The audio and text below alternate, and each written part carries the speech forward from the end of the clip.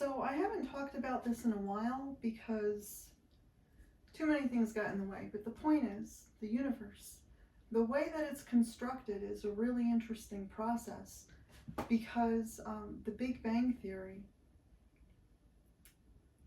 it's true. I think that that's a fact at this point. I don't think that it's anything else. I don't think that it happened a different way because the process repeats in other areas of the universe, and that's what we need to look for in nature. When nature repeats, it validates itself. So when you have something like the Big Bang and you have something like conception, there you have it. It's a repetition that happens at various scales of existence. So that's a really beautiful thing. The universe started from nothingness, right? It was a whole lot of nothing until the Big Bang, and then everything suddenly got created. Well, that's the same thing that happens in conception.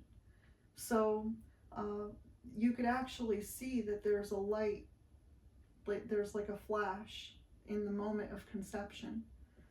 So it's really interesting, that mimicry that happens in the universe.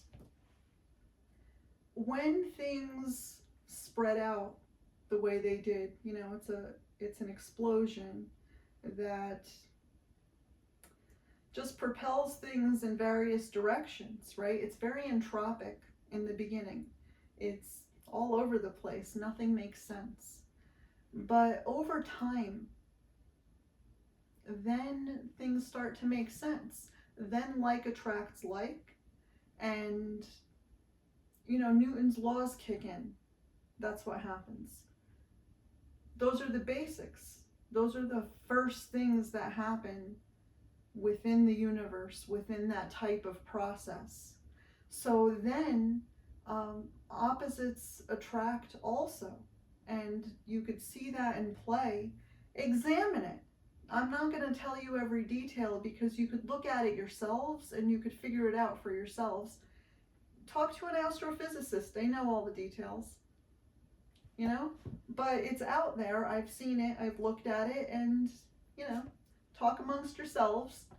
Anyway, that's what happens. That's part of that process, is that like attracts like, opposites attract. All those rules apply. Excuse me. I'm not well. Shit happens and we deal with it and move on. Anyway, when we're dealing with that scale, something of that scale, time is a really interesting thing because it took billions of years for things to form. Well, obviously human conception is, you know, barely a blink in the grand scheme of the universe.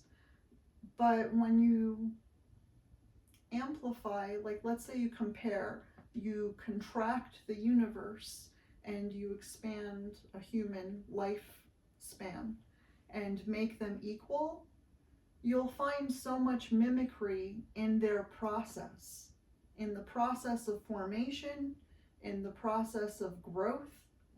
So it's a really interesting thing to look at when you're looking at the representation of a human and the representation of the universe. And it's really easy to believe, you know, to see why people believe in God and creationism and things like that. Because there's so much similarity and it makes sense to some degree. The question remains, who created that Big Bang? Well, in the case of human conception, it was parents. It was a joining of sperm and egg, right? So what happened in that moment of the Big Bang is the question. And what two things fused to create that light? That's the question. That's a really interesting thing to look at, because then we're talking about what created the Big Bang. And usually it's two things. It's two things that connect. And then magic happens. You know, that moment, that spark, that fire, That's a magical moment.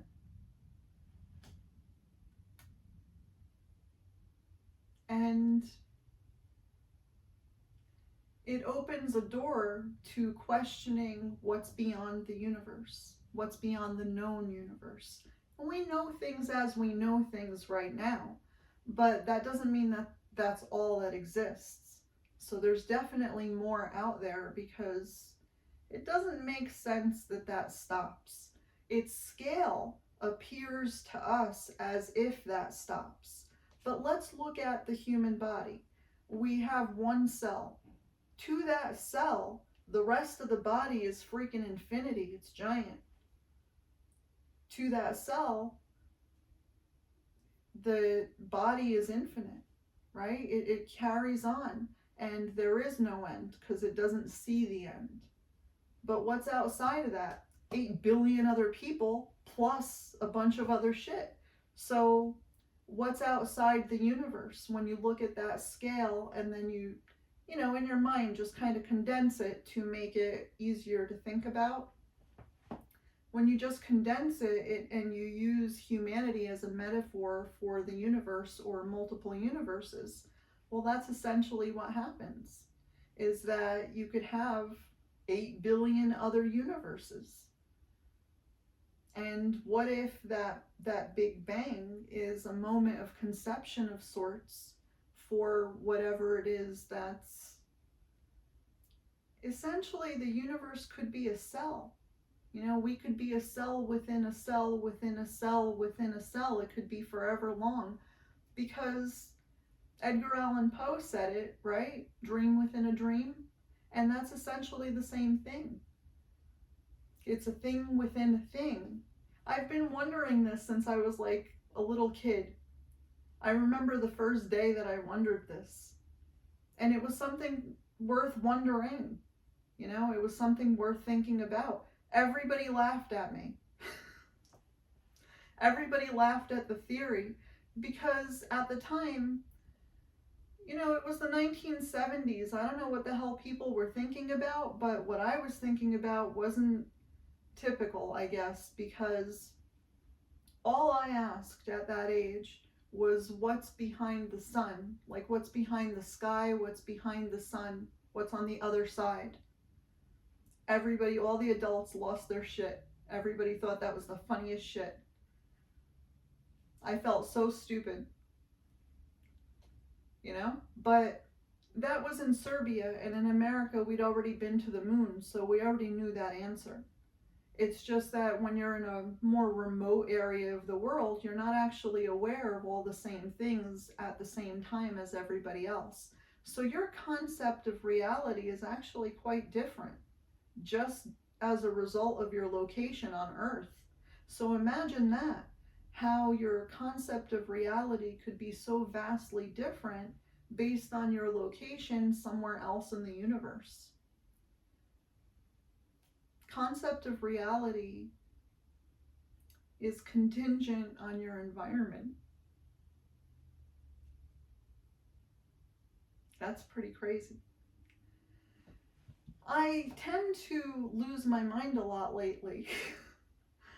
And I think that that's partly a result of too much thinking, too much out of this world thinking for too long a period of time, because this has been going on for at least 45 years. So I have to laugh at myself about it, because 45 freaking years I've been out of my mind on some levels. Everybody throughout my life has called me crazy. Everybody. They say it's a good crazy, but it doesn't change the fact that it's crazy, right? It's crazy to them because that's not the way that they think. It's not the typical way they think. It's not the typical way that they see the world or the universe or whatever. And I'm weird like that. What can I say? That's just, I am who I am. And if I'm weird, then so be it. That's just how it is. Anyway, to think about any subject matter for an extended period of time, you inevitably wind up going down a logical path. a logical path is going to repeat in nature. Because logic, if I have logic and you have logic, then we're both going to wind up in the same destinations as a result of that logic. Otherwise, it's not logical, right? Otherwise, it's something else. It's possibly creative or emotional or something else that may not have logic. But if it has logic, it's going to repeat and it's going to validate itself. That's what the universe does. That's what consciousness does. That's what people do. And what happens oftentimes, I see it happen all the freaking time, where I'm an artist, and as a result, I know a lot of artists. I know a lot of musicians. I know a lot of writers and all sorts of people, creative-minded people. And I could see it within the small groups that I know, but I also see it within famous people. It's the same shit, just different places, you know, different scales of success. But that doesn't change the fact that it's the same shit. It repeats. And what happens is they wind up thinking that they're stealing from each other. Sometimes they deliberately do, but sometimes it's inspiration, and sometimes it's not even related. There are multiple options. It depends on the person and the circumstance. But sometimes those things aren't related at all. And the way that you get there, even if they sound the same, even if they look the same, they could be completely two different paths, but they followed a certain logic.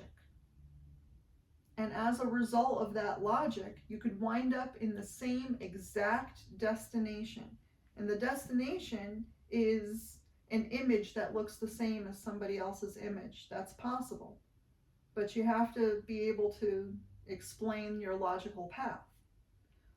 There could be words, you could have lyrics or poetry or concepts or whatever that could lead you to the same freaking path, to the same destination, but like two separate paths. Many things, this is weird in math. They run parallel, but they don't. I don't know how to explain that because I don't know math language, but maybe people who know that know the correct words. But let me explain the concept. If you have a dandelion and its seeds, they're not parallel, but also they're parallel. Do you know what I mean by that? Does that make any sense? That's just the way I see it, is like if you were going to take the curvature of the seed, the dandelion seed, and flatten it, then all those lines of the, the stemmy things with the seeds on the end, all those lines would be straight lines. So they would be parallel, right? That's logic. And I'm not the only one that could land on that kind of logic, because in math, I'm sure there's some concept that does that changes the curvature and flattens it, right? You know the words for that. I don't, because I don't know math in a traditional sense. Outside of basic shit, I got as far as algebra, and then I was like, what the fuck are the numbers doing with the letters? I don't even get it. I had no concept. And then 20 years later, suddenly it was like, oh, I kind of sort of get the FOIL method. I kind of sort of understand how this works. And then sometime later, more complexity kicked in. But that happened as a result of art. Art led me to math. I didn't need traditional mathematics to land at those concepts. So there are multiple roads that you can take that will land you in the same destination. I landed in calculus. I don't know how the fuck to get to calculus doing traditional math, but I could tell you how to get there through art. Those are just different roads. And the concepts are the same, but the way that we explain the concepts is different. We might use a different language to express those concepts, but how is that any different than using different alphabets for different languages around the world? That's the same shit. We have different languages. That doesn't negate the communication. We're still saying the same thing, we're just saying it differently. So does it matter how we say it, so long as it's said? And so long as we understand each other, because that's the point of communication, is to have that joint understanding. If you could achieve that, then you're successful at communicating. If you can't line up, if you can't align in that manner, then there's either a disconnect in communication, or there's a disconnect in understanding. You know, maybe people's levels of understanding are not the same. Maybe they are, but maybe there's a disconnect in how something is communicated, or what words mean, or what languages mean. And you could speak English and still not be able to understand each other. You can have a conversation with somebody face to face and still not be able to understand each other. It sounds like people understand because you're using the same words, but that doesn't mean that you do understand. Just because they're the same words on the surface doesn't mean that they mean the same thing.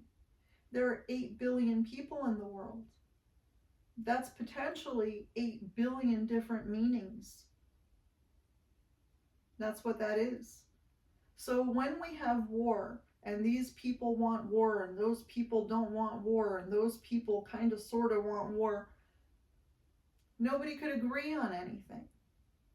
You know, you look around the world and everybody is in some constant state of disagreement. And on some levels, it's very entropic, just like the universe. On some levels, it's complete freaking entropy. But entropy actually has a pattern. It's not as entropic as it seems. There's actually logic inside entropy. It's in there. If you didn't find it, like let's say you're an astrophysicist, if you didn't find logic inside entropy, then you didn't look into entropy long enough. You didn't go deep enough. When you go a little deeper, you'll find it in there. And there are many, many things like that in life. People often look at the surface of things. Well, the question then is, how big is the surface? How deep is it? You know, the surface of the earth, maybe a mile or whatever, but if you don't dig past that, you'll never know. You'll just assume that it's all the same shit all the way through. But that's not how it works in reality. That's just how it is on the surface. So, you know, there's a lot to look at in the universe, and it's really an endless process. You could look at it forever, and there's beauty everywhere in it. Everywhere you look, there's beauty in it. It really doesn't matter what you're looking at, whether it's art or music or people or astrophysics or a pond, anything, absolutely anything. There's beauty to be found in it. Even the ugly things have beauty in them. That's a truth. We don't often like to look at them, but that doesn't mean that they don't have some degree of beauty, because the universe is founded on that.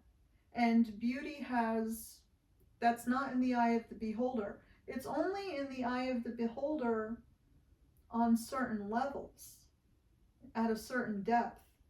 But beyond that, beauty is mathematical. It's provable by math. It's geometric. Sacred geometry proves beauty, and that is everywhere. It's freaking everywhere in the universe. It's everywhere you look. You could find that. You could find it in art. You could prove art. You could prove the beauty of art. You could prove the validity of art as far as as far as universal beauty goes. Because universal beauty is not the same as personal opinion, right? Personal perception could be different. You could have, 8 billion people could look at the same flower, and some of them will think it's beautiful, some of them will think it's ugly, some, whatever. You could have 8 billion different opinions. But math proves it. And music is mathematical too, right? You could prove music through math. You could prove music through art, and you could prove art through music also. Which is crazy because music is sound and art is visual, but both of them have frequency. So color has frequency. Everything does. Energy has frequency.